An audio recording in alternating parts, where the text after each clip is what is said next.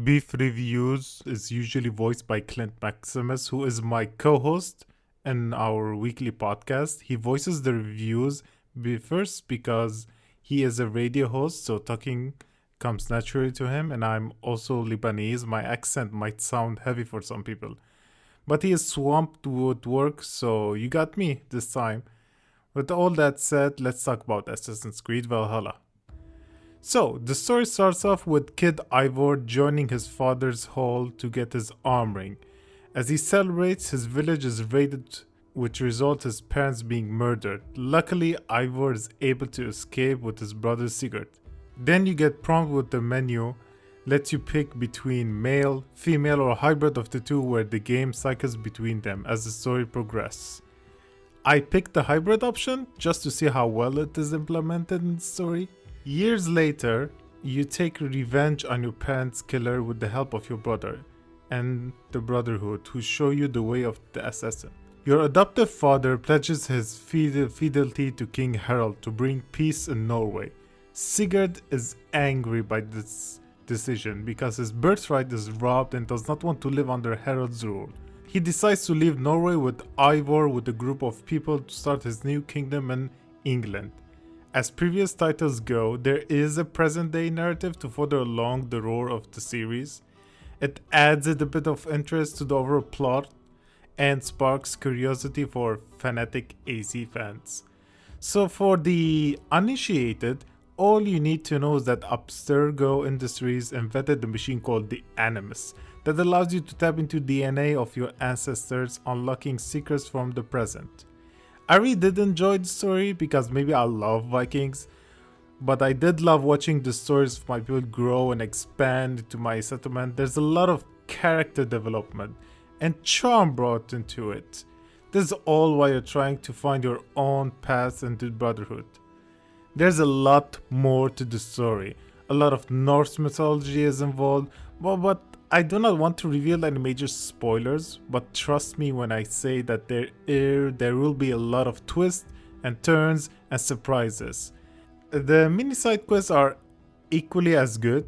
Some are weird in a good way, like watching an old man jumping off a cliff, his death, while happily thanking you for aiding him. Thank you!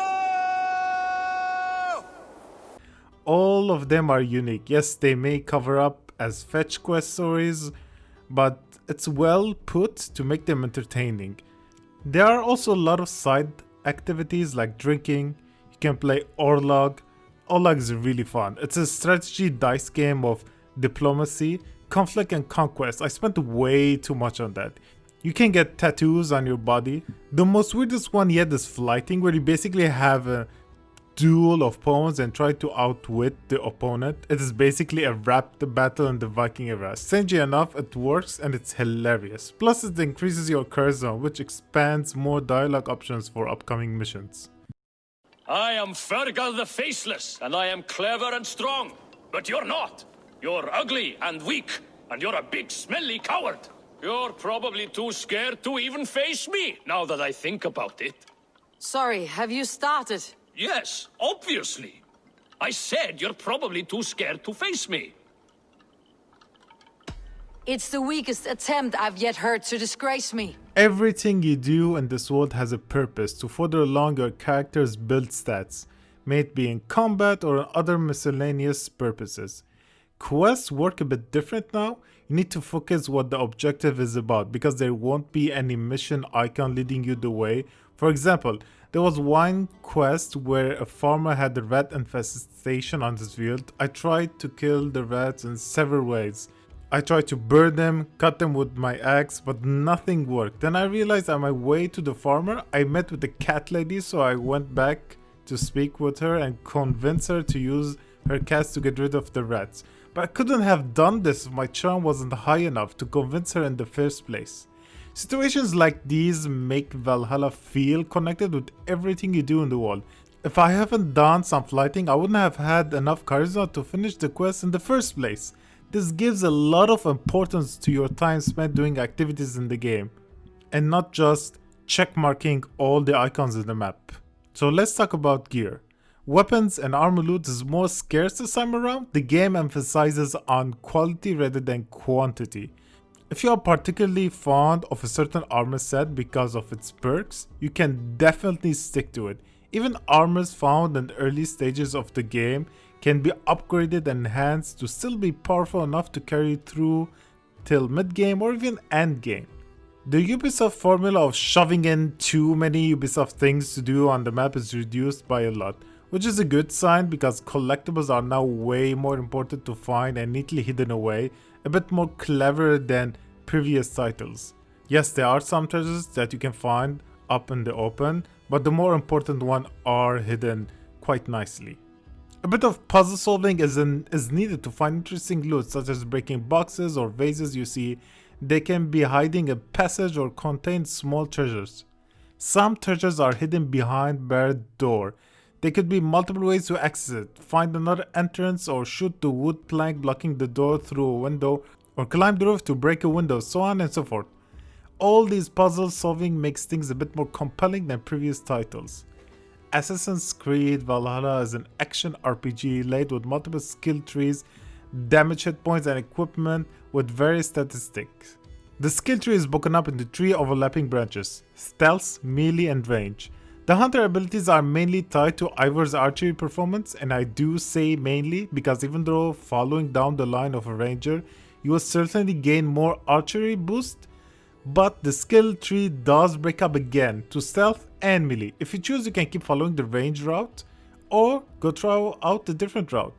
This gives the player a lot of power to mix and blend multiple different playstyles to fit their preferred way of playing the game. Also, you can reset all your skills whenever you want without any consequences. You can even reset one ability at a time, so you don't have to worry about making any mistakes by spending skill points on an ability that you aren't relatively sure about.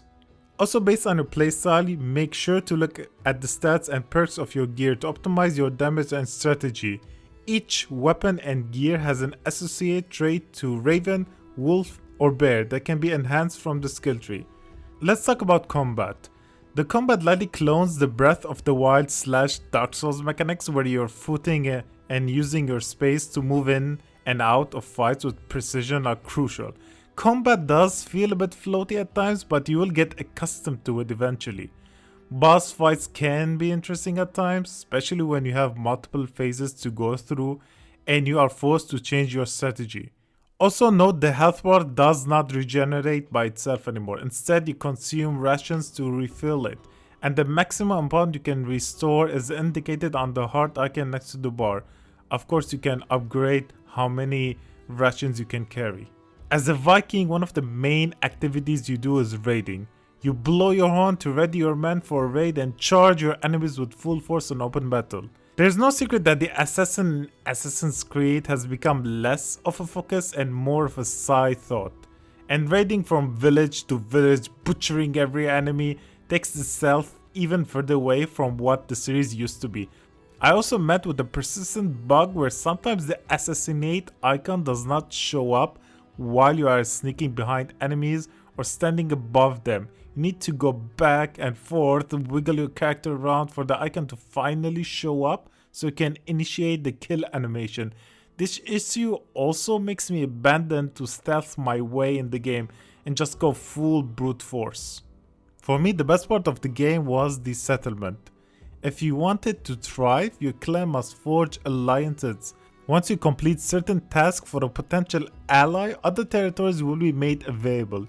Investing in your settlement opens up the game to more content. For example, if you build the Assassin Bureau, which is the Brotherhood, not only unlocks a quest to learn the Leap of Faith, but also opens up the Order of Ancient menu to eliminate high enemy targets for rewards. It's basically the mercenary menu like found in Odyssey, but more importance was put into it. Targets are more difficult to kill. If you try to battle one enemy that is above the recommended level, you're probably not able to kill him. Other buildings like opening a barracks allow you to create your own Jumps Viking. I'm not sure if I'm saying that right. If your Jumps Viking has been used by other players, you can collect some silver. While you were away, your Jómsvíkingar helped to serve other Jarls. Here is the tribute they earned. So basically you can hire other players' lieutenant into your army, and if you do that you get silver. So if other players recruit your lieutenant, you get silver. Also, opening the fish hunt lets you, well, fish. Lets you, well, fish. And again, like I said, everything you do is connected to the world. For example, fishing 10 bullheads allowed me to offer it to an altar for rewards. There are so many others, like the stable lets you purchase the horse swim ability. I love seeing my little village turning into a fortified kingdom. Bear in mind, enemies do attack your settlement, so you have to go back, defend it from time to time, but it's not frequent enough to be a hassle. Ubisoft Montreal has truly captured the essence of Norway and England during the Viking era. Undoubtedly, this is a beautiful piece of work. When I started my journey across the snowy steep cliffs of Norway, I was marveled by the vast mountains that seems to stretch as far as the eye can see. The sea inlets between steep cliffs were carved out by shimmering glaciers. The stone masonry of the 19th century Britain buildings feels like you are transported to medieval times. Homes are mainly constructed using timber or blocks of rocks with thatch of roofing. The Anglo-Saxon architecture is represented beautifully, especially when you see the round tower church and round tower nave churches. England is a rich and varied landscape. While journeying in the game, you will witness a wide variety of countrysides with scattered farmsteads and small hamlets set within predominantly enclosed fields.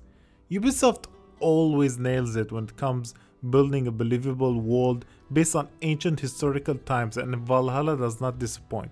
The game unfortunately is rough around the edges, and I mean, it's rough. I met with constant flickering lighting issues and blurry textures. Sometimes I have to wait almost half a minute for the textures to start rendering properly. Other times they don't even render at all. There are also some voice stutters in dialogue. You wanted to see me. Long pauses occur before or after a conversation between two characters where I have to wait for a whole minute for the sequence to end. Other example, when a text appears to describe a thing and the game does not go away, I have to close the game, go back inside the game so it can work. These bugs are not game breaking, but you do see them every hour or so. The facial animation of important characters is fairly detailed with believable expressions that accurately emote their feelings. Fortunately, even quest givers for side missions are properly drawn, but they do have stiff animations, clumsy hand gestures, and recycled assets, but overall better than previous titles. Assassin's Creed Valhalla is a mix of old and new. Old features that are gone from the newer titles are welcomed, like putting on your hoodie to camouflage yourself within the people, like upgrading your settlement, which closely resembles to the villa you had to reform in Assassin's Creed 2. However, the game needs some polish. I played it on my PS4 Pro, so I'm not sure if these issues are caused because of old hardware or not enough time was put into refining the game. I have to see when I get to play it on next-gen consoles. As for now, Assassin's Creed Valhalla would not disappoint die-hard AC fans, even for those who skipped some of the previous titles. Thank you for watching the video. If you want more content like this, make sure to subscribe.